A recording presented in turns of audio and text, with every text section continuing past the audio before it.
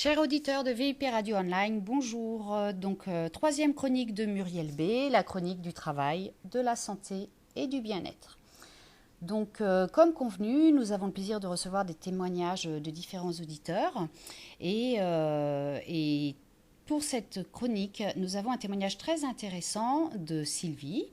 Donc Sylvie qui va se présenter et vous allez très vite comprendre pourquoi ce témoignage est intéressant puisqu'on voyage tout en travaillant. Sylvie, je te passe l'antenne, tu te présentes tranquillement.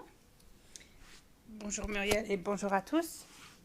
Je m'appelle Sylvie, je suis française à la base. J'ai travaillé que 3 ans en France après je suis partie en Angleterre où j'ai travaillé pendant 19 ans. Je suis de retour en France pour un petit séjour et après je repars au Canada où je vais sûrement m'installer.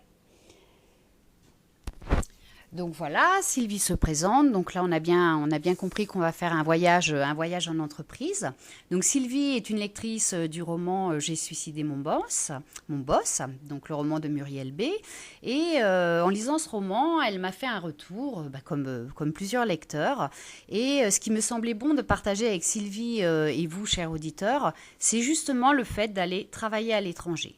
Donc bien évidemment, nos générations Y partent beaucoup à l'étranger. On a aussi bien évidemment d'autres personnes, quel que soit l'âge, qui travaillent à l'étranger. Et moi, la première question que j'ai eue, qui m'intéressait par rapport au retour de Sylvie, c'était finalement le stress, le burn-out. Où en est-on à l'étranger? Donc Sylvie, je te repasse l'antenne pour témoigner de ton expérience sur le sujet.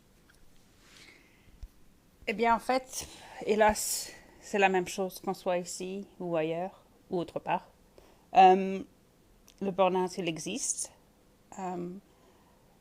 Et ils se vivent, je dirais, de la même façon dans un pays ou dans un autre.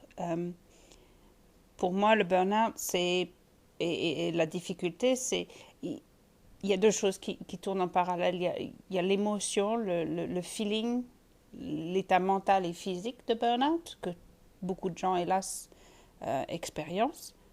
Mais il y a aussi le phénomène de société où on se trouve ou coincé en étant que victime ou coincé en étant qu'attaqueur, je dirais.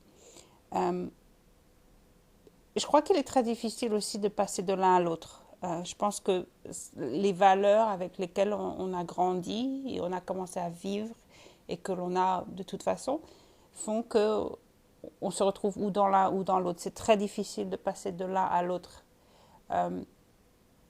J'ai hélas fait l'expérience en tant que victime et j'avoue que je trouve très difficile de comprendre un attaqueur. Maintenant, chacun voit à sa porte ce qu'il en est.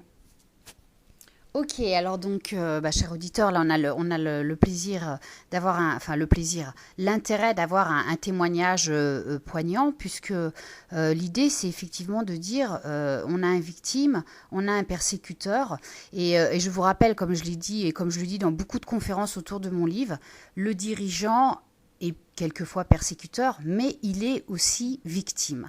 Alors quelquefois, devient-il victime de sa persécution, hein? Donc là, on ne va pas attaquer de la philosophie, mais c'est de se dire que tous, et sans aucune exception, sommes sur ce phénomène de société et qu'on peut passer de l'un à l'autre et que, quel que soit le camp, je pense que la situation n'est pas forcément agréable. Alors, moi, Sylvie, j'aurais une petite question, puisque tout à l'heure, je parlais de génération Y. Aussi, quelquefois, partir à l'étranger, c'est peut-être aussi une fuite. Ne serait-ce pas une fuite de ce que l'on connaît, hein, c'est-à-dire des conditions de travail en France, bien que la France est quand même un beau pays, très protecteur pour les salariés, et que l'on a la belle démonstration que malgré toute cette protection, le salarié peut en souffrir. Et l'employeur aussi, parce que n'oublions pas que pour les employeurs, la situation est très difficile. Et donc, c'est de se dire, qu'est-ce qu'on pourrait conseiller aux jeunes ou aux personnes qui ont envie de partir, selon toi? Effectivement, la France, les salariés français sont très très protégés par rapport à ceux de l'Angleterre où il y a très peu de protection, même pas suffisamment, je dirais. Euh, en ce qui concerne les jeunes, je crois que l'indice, la clé, c'est d'identifier le burn-out. Le burn-out, on a tendance à dire qu'on s'aperçoit tout à coup qu'on est dedans. dans cette boucle qui est infinie. Et en fait, il y a des petits indices, des symptômes que moi je sais que par expérience, au départ, on les rejette. Non, on n'y est pas, ça n'arrive qu'aux autres. Et puis finalement, finalement, on est dedans. Ok, donc alors une fois de plus, Sylvie fait un point sur lequel il est très important d'insister, c'est la méconnaissance. C'est-à-dire la méconnaissance du symptôme du burn-out. Hein, c'est-à-dire ça n'arrive toujours qu'aux autres. Oui, on est fatigué, on est stressé, finalement on n'a plus d'amis, et puis on devient son propre ennemi, parce que finalement on est capable de passer à des actes qui sont complètement anormaux. Donc en fait c'est de se dire, et moi c'est aujourd'hui mon vrai combat, hein, non seulement avec mon roman qui est un roman de partage, mais c'est de sensibiliser les médias sur le fait que l'on doit communiquer sur comment peut-on tomber dans un burn-out. C'est-à-dire que quand on tombe dans la rue et qu'on ne se relève plus du tout, c'est trop tard. C'est comme on fait de la prévention au niveau de la drogue, de l'alcool, de la circulation routière. À mon sens, on doit le faire au niveau du burn-out. C'est trop tard. Quand les gens ont commencé à toucher aux antidépresseurs, c'est avant. Et donc, on en revient là, puisque je vous le rappelle quand même, la chronique de Muriel B, Travail, Santé, Bien-être, est une chronique qui se doit d'être constructive, d'être positive. Et c'est de pousser notre réflexion à dire tous, qu'est-ce que l'on peut faire, qu'est-ce que l'on peut suggérer pour en avant, hein, c'est-à-dire avant d'en arriver là, trouver des réflexions, des solutions. Et moi, j'ai une petite question, et je vais en profiter pour récupérer le témoignage de Sylvie. C'est finalement, peut-être tous d'en parler. C'est comme la femme violée, elle n'en parle pas, elle a honte. Le burn-out, on a honte d'être épuisé, on a honte de dire non, je peux plus. Et est-ce que, à ton avis, Sylvie, ça pourrait pas être une voie de parler, on est là tous ensemble pour avancer. Donc Sylvie, je te repasse le micro. Oui, effectivement. De toute façon, peu un peu le mal, je dirais, le tout c'est d'en parler, de trouver quelqu'un avec qui on peut en parler. Je vais partager avec vous mon expérience d'aujourd'hui. C'est que je quitte l'Angleterre. Je me retrouve sans rien. J'ai tout vendu parce que je veux partir au Canada. Donc, je suis sans domicile. La seule chose que j'ai, c'est ma famille et mon travail. Maintenant, c'est vrai que c'est très stressant. C'est des fois décourageant, des fois très excitant, intéressant. Mais je pourrais tomber tout de suite dans le burn-out, sachant que je n'ai plus rien. Je n'ai plus de voiture, je n'ai plus de maison, mes enfants ne sont plus à l'école, je n'ai plus rien. Je crois qu'il y a besoin que les uns et les autres, on parle de façon très honnête et de dire, moi je n'ai plus rien, Muriel, qu'est-ce que tu en penses, qu'est-ce que je fais, dis-moi que je suis pas complètement, que je tombe pas dans l'excès, et de pas en avoir peur de le dire parce que ça arrive à tout le monde, et puis c'est quelque chose qu'il faut avoir, je dirais, l'audacité de ressentir. On a le droit de ressentir quelque chose. On n'est pas là juste pour travailler. Notre employeur, de toute façon, il a les mêmes problèmes que nous. Donc, des fois, c'est vrai, on ne peut pas arrêter nos dirigeants toutes les 5 minutes en disant « Oh, aujourd'hui, j'ai pas le moral ». On peut pas faire ça c'est clair. Mais de temps à autre, je crois qu'il faut, avant qu'on puisse être écouté, il faut écouter les autres. Et je crois que si on tend la main à quelqu'un, il vous la tendra aussi. Et je pense que une fois qu'on a commencé ce cycle-là, les choses s'améliorent. Merci Sylvie. Donc les mots parlent, hein. Sylvie l'a très bien dit. Alors que ce soit les mots du corps que nous ne soyons pas toujours capables d'écouter, les mots du cœur. Moi j'en reviens toujours à dire restons solidaires et pas solitaires. Et en fait c'est toujours en cas de situation difficile qu'on redevient solidaire.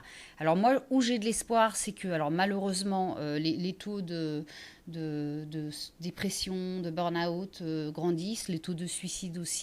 Moi, mon rôle, et sachez aussi qu'il y a des gens qui travaillent pour ça, hein, il y a des cliniques en France, il n'y en a pas beaucoup qui travaillent sur la pathologie professionnelle.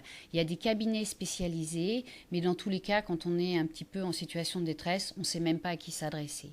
Et quelquefois, la personne qui peut vous aider, c'est une personne qui est tout simplement proche de vous. Simplement, vous n'osez pas parce qu'on a toujours peur du jugement. On se doit aujourd'hui d'être le plus beau, de toujours réussir, d'être le plus brillant. On n'est pas des ordinateurs. Il faut revenir à la vraie vie. Et la vraie vie, c'est dire peut-être, comme Sylvie l'a dit, on parle, et ça va beaucoup mieux. Et on parle même à son boss, parce que lui, il fait aussi semblant de toujours aller bien, or que les boss ne vont pas si bien. Voilà. Donc, comme je vous l'ai dit, pour moi, cette chronique est très, très intéressante, parce qu'une fois de plus, aujourd'hui, le témoignage de Sylvie en est la belle démonstration. C'est de dire que plus on parle de ça, plus les choses vont avancer. Plus on a parlé des femmes battues, plus on avance. On parle des enfants, on parle de plein de choses, ça fait avancer les choses. Cette chronique est là pour ça, c'est des témoignages anonymes. Je tiens à vous le dire, j'ai énormément de témoignages, que ce soit par mail ou en direct. Ça veut dire que tous, on est concernés, ou pour être capable, comme l'a dit Sylvie, d'écouter une personne et de pouvoir l'aider, ou alors de pouvoir vider son sac et de dire mais qu'est-ce que je fais? Sylvie l'a dit tout à l'heure, mais moi je me pose la question, est-ce que je suis normale? Mais bien sûr, Sylvie est parfaitement normale, elle est en pleine forme. Simplement, elle est comme tout le monde. Il y a des moments où on se pose des vraies questions et on fait quoi? Et il faut continuer à courir, avancer, galoper. Donc là, c'est plus possible. Donc voilà. Donc Sylvie, juste je te redonne la parole pour peut-être dire au revoir aux auditeurs, tout simplement. Et si tu as un mot à leur dire, n'hésite pas. Merci d'avoir écouté. Et puis, regardez autour de vous. Le jour où ça va bien, bien, bien, regardez 2 fois plus autour de vous. Le jour où ça va mal, faut le dire. Et puis, restez jamais tout seul. Parce que de toute façon, dans ces cas-là, être tout seul, ça n'existe pas. Parce qu'on est tous dans le même cas. Eh bien voilà, Sylvie a dit le mot de la fin. J'adore cette chronique, elle est riche, c'est vrai, c'est vraiment agréable. Donc en plus, Sylvie a plein de choses à dire. Donc je vous rappelle, chers auditeurs, n'hésitez pas à m'envoyer vos témoignages par mail, comme vous le faites. Si vous n'avez pas lu encore mon livre et que vous souhaitez vous le procurer, vous pouvez vous le procurer sur www.jsuicidémonboss.com. Vous pouvez me contacter à l'adresse suivante, jsuicidémonboss@gmail.com, ou à la radio, VIP Radio Online, bien sûr, n'hésitez pas. Donc, je vous dis à tout bientôt. Pour les futurs vacanciers, profitez-en bien. Et pour les auditeurs, n'hésitez pas à m'envoyer vos témoignages. Et je vous retrouve à la prochaine 4e chronique d'ici très peu de temps, parce que finalement, j'ai beaucoup de témoignages. Et Sylvie, je te remercie vraiment encore. Je pense que tu as apporté beaucoup aux éditeurs. Et d'ailleurs, n'hésitez pas à me faire des retours sur ce témoignage pour toutes les personnes qui sont intéressées sur dois-je partir à l'étranger, comment ça se passe. Voilà, Sylvie et moi-même aurons grand plaisir à vous répondre et à vous écouter et partager. Voilà, chers auditeurs de VIP Radio Online, je vous dis à tout bientôt et passez de bonnes vacances. Au revoir.